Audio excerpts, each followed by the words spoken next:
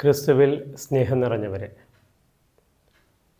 ജ്ഞാനിയായ ഒരു പുരോഹിതൻ ഒരിക്കൽ വടക്കേ ഇന്ത്യയിലെ മിഷൻ ഗ്രാമം സന്ദർശിക്കാനിടയായി. പല കാരണങ്ങളാൽ നിരന്തരം സംഘർഷഭരിതമായ ആ ഭൂമികയിൽ നിന്ന് ഒരു യുവാവ് അദ്ദേഹത്തോട് ചോദിച്ചു, നനച്ചിരിക്കാത്ത നേരങ്ങളിൽ ജീവിതത്തിൽ ചില സങ്കീർണതകൾ വരുമ്പോൾ അതിനോട് ഒരാൾ എങ്ങനെ പ്രതികരിക്കണം? ഈ പുരോഹിതൻ മറുപടി പറഞ്ഞു, അല്പസമയം ക്ഷമയോടെ ഇരിക്കുക.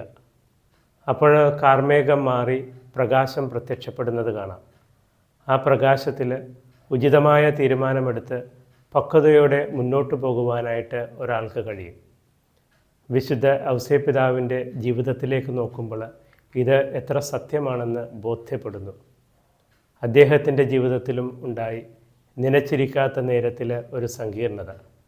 ഔസേപ്പിതാവ് അതെങ്ങനെയാണ് കൈകാര്യം ചെയ്തത്?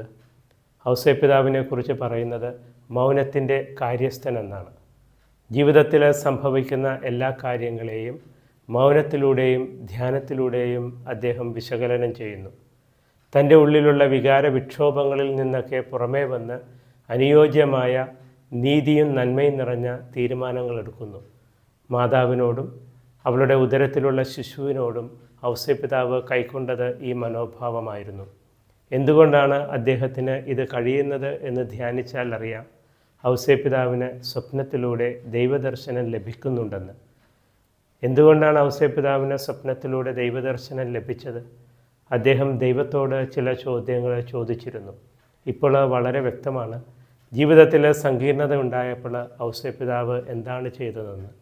അദ്ദേഹം ദൈവത്തിന് മുൻപിൽ മൗനത്തിൽ അടയിരുന്ന് ദൈവത്തോട് തൻ്റെ പ്രയാസങ്ങളും ഉത്കണ്ഠകളുമൊക്കെ പങ്കുവച്ചു.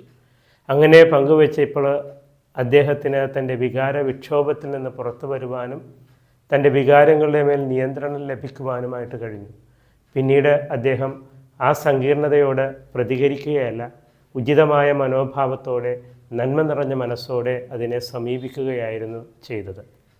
നമ്മുടെ ജീവിതത്തിലും ഇത് ബാധകമാണ്. നനച്ചിരിക്കാതെ പല സമയങ്ങളിൽ പല കാര്യങ്ങൾ നമ്മുടെ ജീവിതത്തിൽ സംഭവിക്കുന്നുണ്ട്. വൈകാരികമായി അതിനെ സമീപിച്ചാൽ ചിലപ്പോൾ ഉചിതമായ മനോഭാവങ്ങൾക്ക് പകരം നമ്മൾ പ്രതികരിക്കുകയും പ്രശ്നത്തെ കൂടുതൽ സങ്കീർണമാക്കുകയും ചെയ്യും. ക്രിസ്തു പറയുന്നില്ലേ, അധ്വാനിക്കുന്നവരും ഭാരം വഹിക്കുന്നവരുമായ നിങ്ങളെല്ലാവരും എൻ്റെ അടുക്കൽ വരുവിൻ, ഞാൻ നിങ്ങളെ ആശ്വസിപ്പിക്കാം.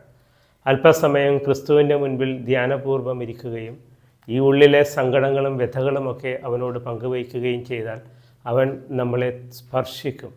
നമ്മുടെ എല്ലാ വൈകാരികമായിട്ടുള്ള മുറിവുകളിൽ നിന്നും വൈകാരികമായിട്ടുള്ള വ്യഥകളിൽ നിന്നും പുറത്തു വരാൻ സഹായിക്കും.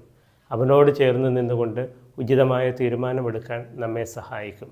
അതുകൂടി ഓർമ്മപ്പെടുത്തുന്നതാണ് നീതിമാനായ നന്മ നിറഞ്ഞ വിശുദ്ധ ഔസേപ്പിതാവിൻ്റെ ജീവിതം.